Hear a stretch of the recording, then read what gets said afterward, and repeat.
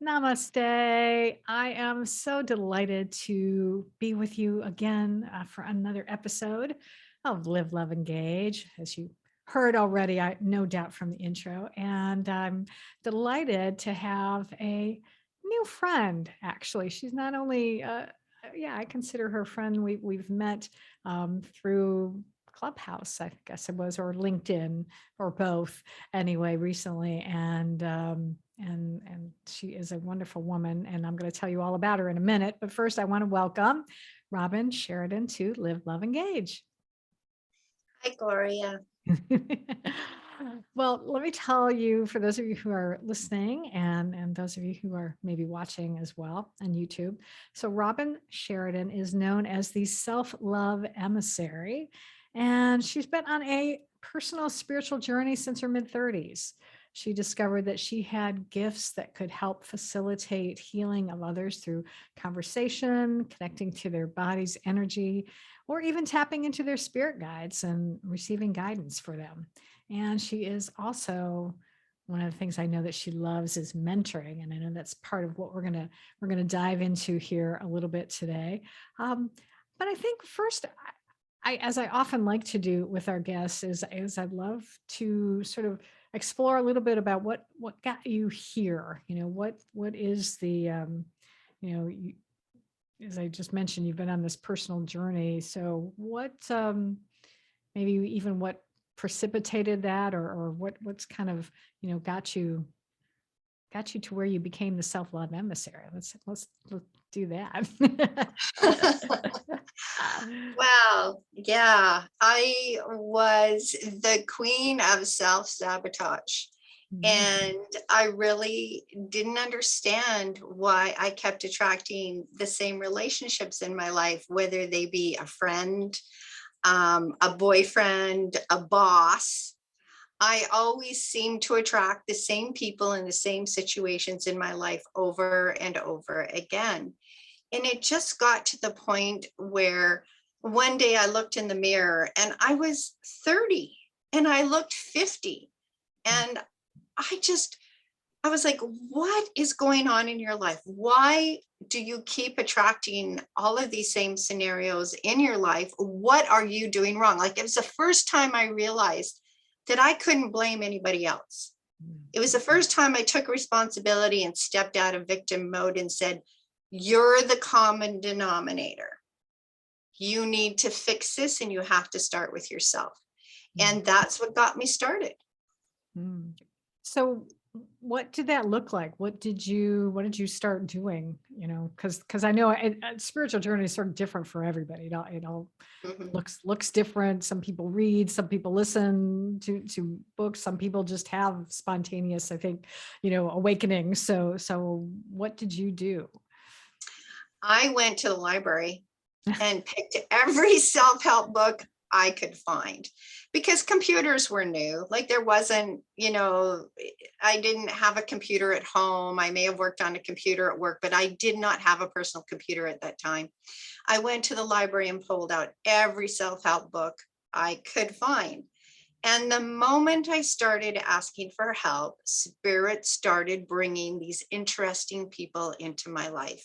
Mm, And I would be introduced to people who were clairvoyant, and I didn't have a clue really what any of that was about. So I started being introduced into people who were really into hearing spirit, acknowledging spirit, and tapping into that energy. mm. So how did you start realizing that you had this gift for yourself to be able to do that? Well, I started, believe it or not, with Wicca. I started with Wicca and started, reading all the books on magic and how to connect to dragons and how to connect to fairies. And that was my beginning of understanding that I was powerful. Like, I had gifts and skills that I needed to learn how to use or tap into. And that was my first experience of trying to step out of myself and connect with something bigger. Hmm. What what value did you find out of that? What would you say would be even, yeah, maybe either the biggest, maybe biggest lesson and the biggest value you got out of it? Well, the biggest value I got out of it is I don't like ritual. Oh. I am not a person who likes to have to do a full moon ceremony, a new moon ceremony. I mean, I bought all the things, I did all of the things, and then went, I don't like this. I don't enjoy this. There's got to be an easier way. And then as soon as I asked for an easier way, then people showed up. And one of the first things that showed up was essential oils and how to work with essential oils. And with that came all kinds of courses that were similar to Reiki, but it was a whole bunch of courses where I learned to tap into my physical body, tap into the other person's physical body. And that opened up all new possibilities for me. Mm. So give an example. Well, I understood, like there was a situation where my daughter was in a car accident and I went to the hospital and I was so concerned about her. I went up to her and I gave her a big hug and told her how much I loved her. And instantly I pulled everything out of her physical body and put it in my own, not on purpose, but I took away all of the physical pain that she would have experienced from that car accident. And then I personally went through all of that physical pain for the next 2 to 3 weeks. Oh my goodness. Wow. Um, I'm guessing that may not be something you recommend people do as a general rule. No, no. Yeah. But that made me realize that I had healing abilities. Mm. But of course, I didn't have the knowledge or the wisdom or the maturity back then to understand that I was actually taking away the lesson my daughter was supposed to be learning. Oh. And just to give you a recent example is 2 years later, she got into another car accident so that she could go through what she was supposed to learn the first time when I accidentally took that away from her. Oh, wow. That's interesting. And I think it's something that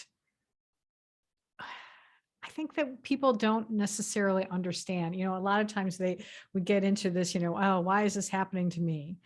And focus too much on that, but not really looking at the broader picture and like, maybe is there a lesson that I need to be learning from this? So what do you think has been your biggest lesson that you've gotten out of all of this journey that you've been on? Well, my biggest lesson was to learn that I care about people and I was always reaching out and trying to help people. And then, of course, when you're always reaching out and trying to help without the person asking you, you just create more drama. And then you become resentful because the people don't appreciate what you do for them. And my biggest lesson was to learn that you can't help people unless they ask you. And then you really need to, bring like, are you really willing to do the work? Like, it's okay for you to ask me and I can help you, but I can't do it for you. I can hold the sacred space. I can be there for you. I can teach you the knowledge and the skill set that I have. I can work with you, but you have to do the work. That's a really important lesson to learn, and one that's helpful then for the people that you're working with as well.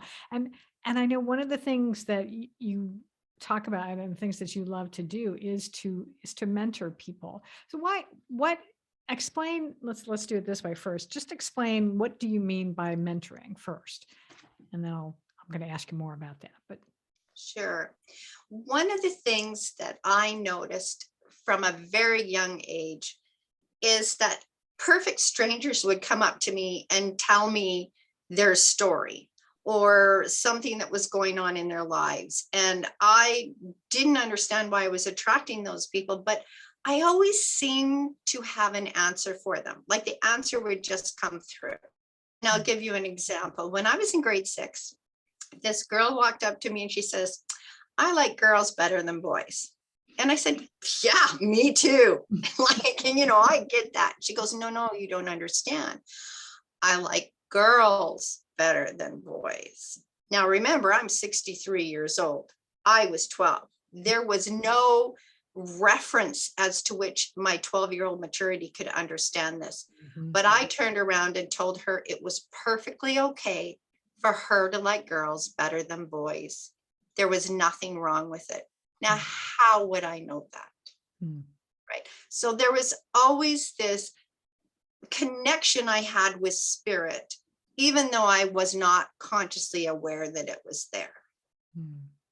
So in the mentoring, I did not realize until recently, which is really kind of funny, that whatever I do with people, I've always mentored them because they've always come up and talked to me and asked me questions. I've always been that person, that would listen to you and give you that little bit of advice that you could take away. And I never, on a conscious level, really took that as mentoring, or that was a skill set I had, or that was something that I could do as a living. Well, it's a good thing you've discovered that now, isn't it? So if now let me put it this way instead. Why is it important for people to seek out a mentor? And in particular, I know that your type of mentor, I guess, is more like spiritual mentoring, as opposed to, because there's all types of different mentors, business mentoring and probably health, physical health mentoring and things like that. So why would someone want to come for spiritual mentoring? What would be a good reason for that? Well, with the spiritual mentoring, I use the theta process. And the theta process is where I connect to, you can call it universal energy, you can call it the God source, whatever you want. But I go up there and I connect with that energy that allows you to let go of your conscious programming, your subconscious programming, your insecurities. And how I do it is through conversation, like I'm having this conversation with you. And we talk about what's going on in your life right now. And then we take that information and we go backwards up until the point where we discover that this pattern first started, or when the pattern was triggered or programmed into you. And it can take, a while. Like I used to do one-off sessions. And then I realized that one-off sessions wasn't enough. We could work on what's going on in this moment, but we never actually got the opportunity to dig really deep. When I work with someone for 6 months, we tend to want to work on the things that are going on right now, which is perfect. It's perfect to what's going on right now. But eventually we get to that original situation that caused it all. And when you have that beautiful aha moment and you see that relief in their eyes, in their heart, and they start crying and they're like, I had no idea this is when that started. It is so empowering to help somebody go back to that first incident in their childhood that started this pattern of self-sabotage. Well, you just stole my next question, because I was going to ask you, like, what gets you really excited about the work you're doing? So I think unless you want to add on to that, it seems like you answered it pretty well. But here's a question. What was one of the maybe mistakes that you might have made when you were in your own journey, and becoming, the person that you are, the mentor that you are now?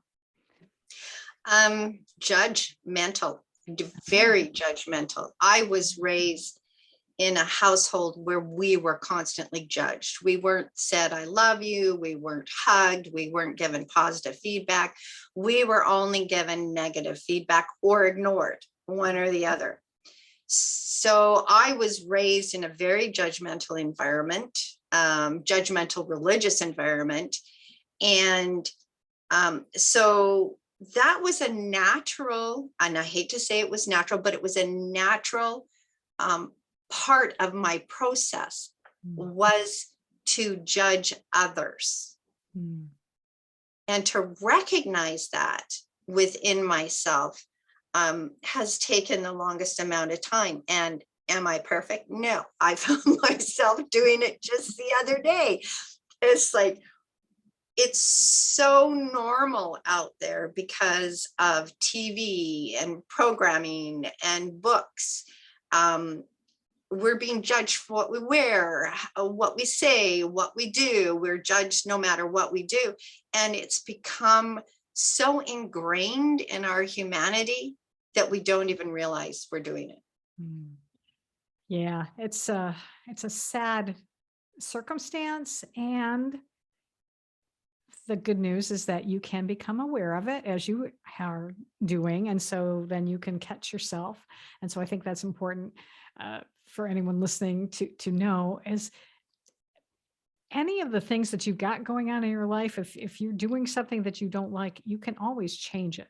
And that is where a mentor like yourself comes into play and can be very helpful in pointing out things that you may not see. Have you found that, like in working with clients, that sometimes people, it's so obvious to you, but they don't see it? Yes. And the thing is, you can't tell them. You can't tell them. You have to guide them to that realization themselves. And this is why, the mentoring and the theta process is so powerful, because I'm a guide.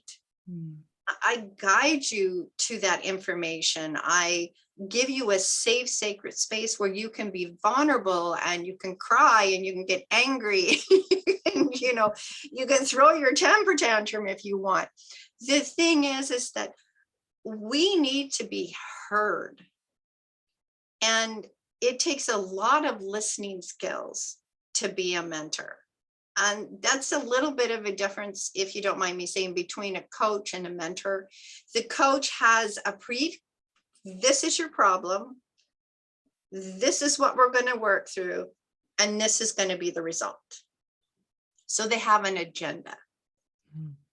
As a mentor, I don't have an agenda. I'm here to support you, to help you to discover the beginning of that trauma and how it has affected you for the rest of your life. Yeah, thank you for making that distinction, because that is important, because we see all these different terminology terms going on, and it can be confusing sometimes, I think, for people, and knowing who then to be able to seek help from.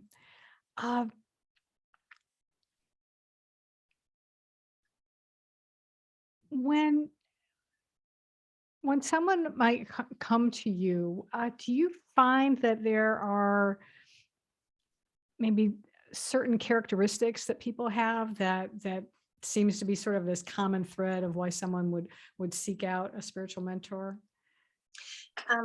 The people who come to me are people who don't know how to love themselves, have been lived a life of judgment and trauma, and have been shown and told repeatedly that they're not enough, they're not good enough, you're not lovable, you're not worthy.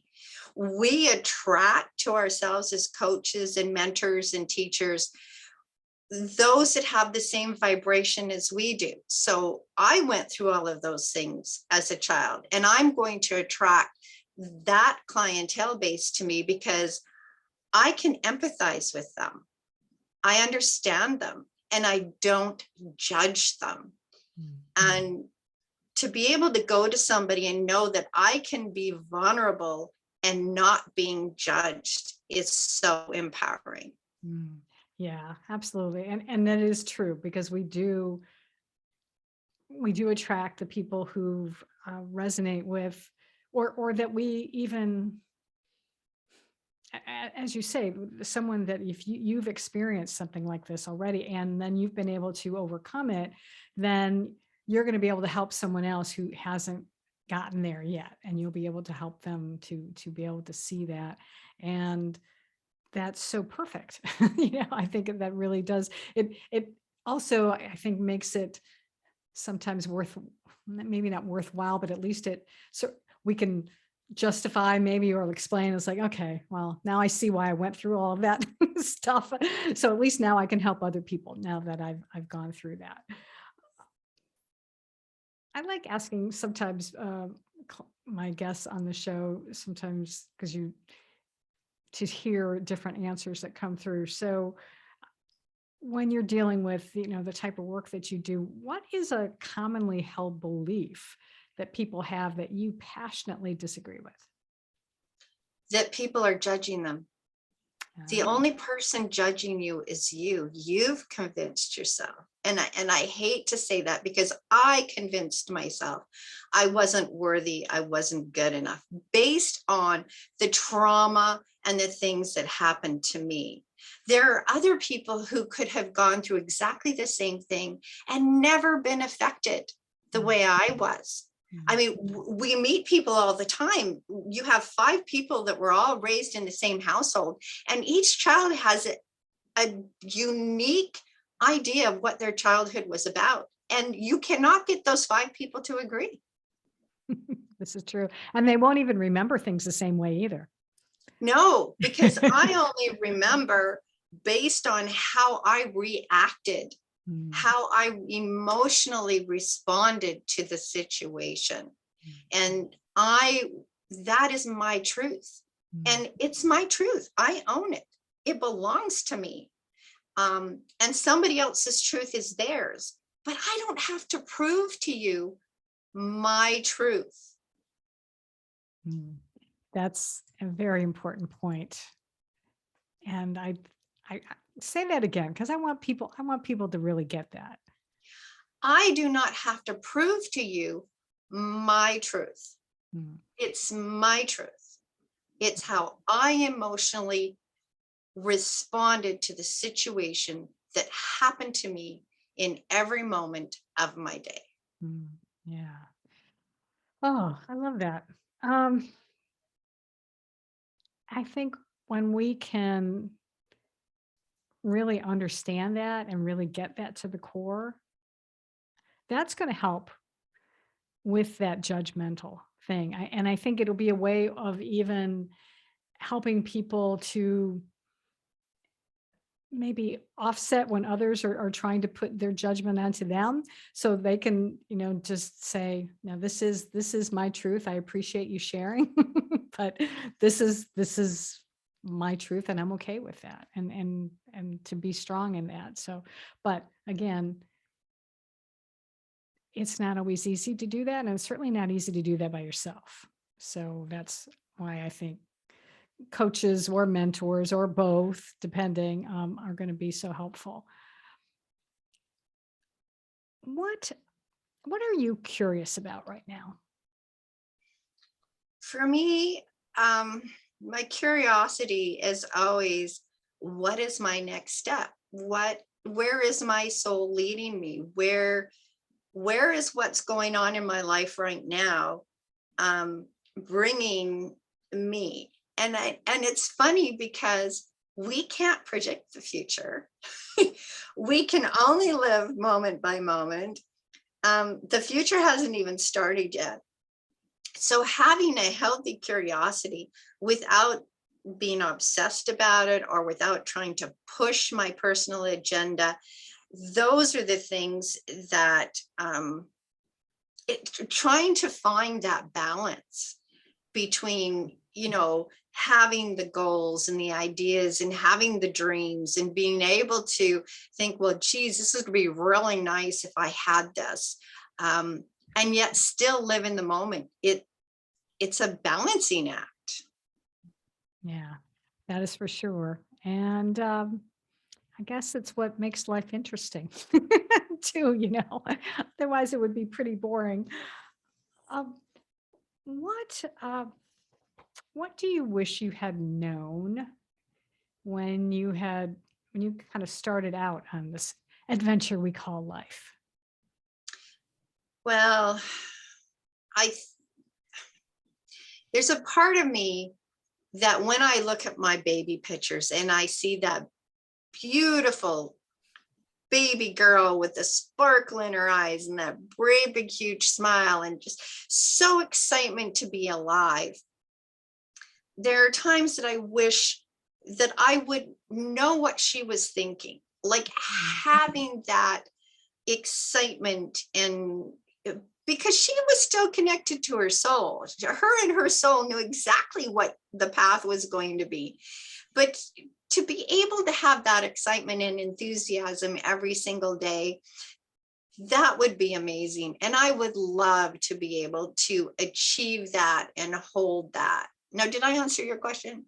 I love that answer. That's one of the best answers I've had to that question. I think that is so cool because I know some people will be like, well, I guess I don't know that I would want to know because then I wouldn't be here, today because I had to go through all that stuff. But I love that.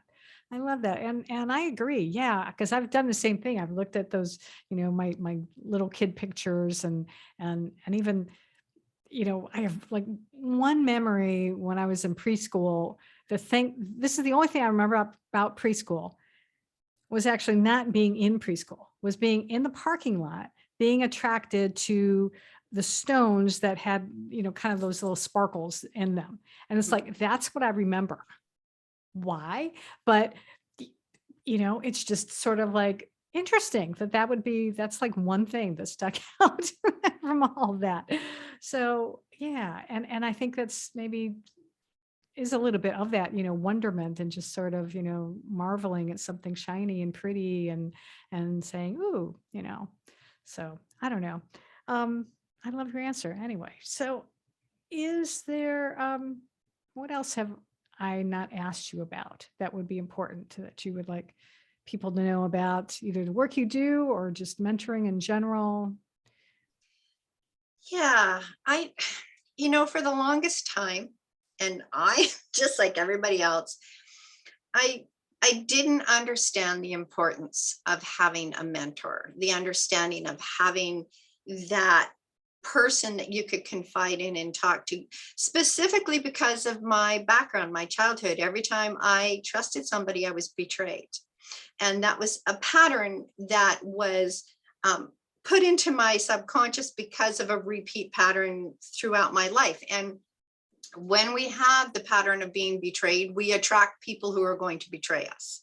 And so it is a pattern we create for ourselves. And not having somebody to help us recognize those things and help us release them and change our perception of ourselves, um, it takes too long to do it on our own. I really, there's times that I wish that I had met that one person who could have helped me in my 30s, because I think there there was 20 years that didn't have to happen.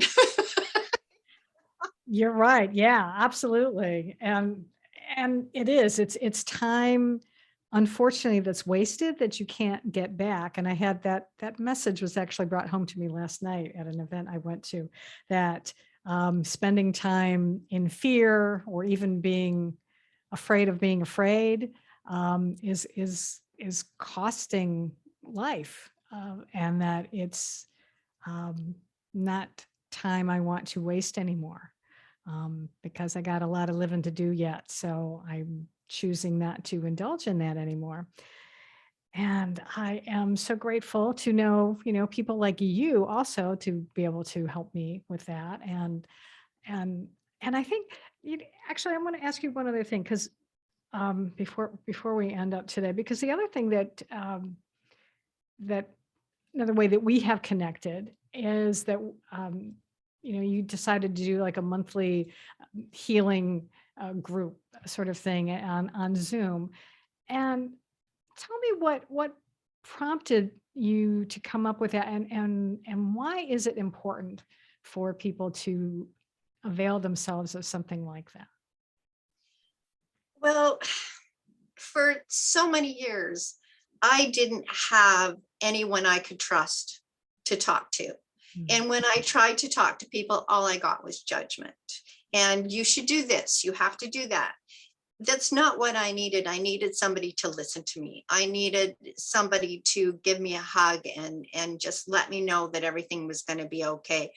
We can receive healing without the judgment, without the explanations, without anybody saying, well, you have to have this diet and you got to quit doing this and you got to quit hanging out with those people. Who cares? I just want a healing. I just want somebody to send me some beautiful, unconditional, loving energy with no agenda behind it. And, you know, you and I were talking, and we had said that we so wanted a group of women where we could just come in and say, this is what's happening in my life. I don't want any advice. I just want some healing. And that's what we started to do. And we have attracted amazing people into that Zoom. And nobody wants to go somewhere and be afraid to open up their mouth because they're going to be judged or told what they should do. Mm-hmm. Yeah, absolutely. Yeah. In fact, I was just working with a client yesterday who was going through the same thing. And that was one of her challenges, is she has someone who is being very judgmental towards her and just saying, oh, why'd you do that? And oh, why'd you do that? And so I was trying to work with her to come up with some ways of deflecting that because it's no fun. And yeah, and I know, I had a critical parent, and then I became my own worst critical parent for me, which we often do as well. In fact, I was talking with somebody else about that today too, that I said, oftentimes we're our own worst enemies, and we need an outside pair of eyes, a mentor who can say, no, you're okay, actually, or maybe, yes, I understand. And, perhaps guide you to another way of looking at it. But oftentimes it's just maybe some validation that we're okay, right? Yeah. And a good deflection, believe it or not, is to say, thank you. I will think about it. I know. And Yeah. then change the subject. Yes, that's what Thank you. that's what I told her. Yeah. I'll think about it. Yeah, exactly. I know. She's like, I do. I'm like, well, continue, keep doing it. They'll get the message eventually. Yeah. Oh, goodness. I have been enjoying this conversation, and I'm trusting that someone out there has been enjoying it just as much as I have, and perhaps would like to know more about you and how to connect with you, maybe, and maybe they want you to be their spiritual mentor. So what would be the best place for people to connect with you? Yeah, just come to robynsheridan.com and book a coffee chat, and we'll have a conversation and we'll see how we can help each other. All right, excellent. Well, I will have that in the show notes. So in case you're listening somewhere and you don't have a pen handy, go to liveloveengagepodcast.com and you'll be able to find this episode. And then and you can always use the search bar if it isn't right up on top, but you'll be able to find it. And it's Robynn. I will say it's spelled Robynn. So there's two N's in Robynn. So that might help you as well. Well, thank you so much for being here today. It has been an honor and a pleasure to get to know you. And now I got to know you even more today. And so I'm glad to be able to also share you with our audience. And I wish you all the best. And I look forward to next month when we have our Zoom together again with the group.